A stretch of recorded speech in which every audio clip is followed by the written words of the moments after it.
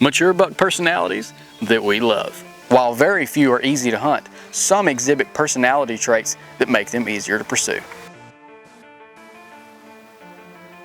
Up first, the daylight walker. This deer is easy to see. You spot him when scouting from afar, from the tree stand, and especially on trail cameras. Just because this buck is a daylight walker doesn't mean it's predictable or on a consistent pattern. Use a combination of scouting from afar and trail cameras to learn about this deer. Next, the predictable deer. This deer uses the same bedding area, food source, watering hole, and/or trail consistently. You have to learn a buck in order to learn its habits and weaknesses. Don't hunt this buck too soon, but don't wait so long that its pattern changes either. They will alter behavior eventually, if only because of changing seasonal food sources. Number 3, the homebody buck. To qualify as such, it has to have a core area of 30 acres or less, in which it spends 75 to 80% of its time. This buck shows up on trail camera a lot, both day and night.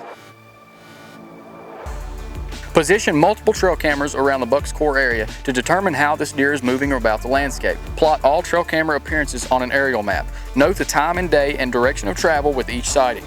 Number 4, the potbelly pig. Food is king in the world of whitetails. While all deer are slaves to their bellies, some deer seem to be more so than others. Don't risk pressuring the deer by pushing back into cover to hunt it. Wait for the deer to come to you since it's moving so far during daylight. But remember, food sources change. Deer will change with them. You have to transition your stand locations accordingly until you put that tag on it. Number 5, the curious buck. You might see this deer, whether in person or on trail cameras, nose up to other things and animals. It might react more often to calling and rattling than other bucks. This deer might even be the last to leave when something causes deer to clear the field. If the right time of year, get aggressive with calls, rattling, and scents. Where legal, mock scrapes are great. Number 6, the immature buck.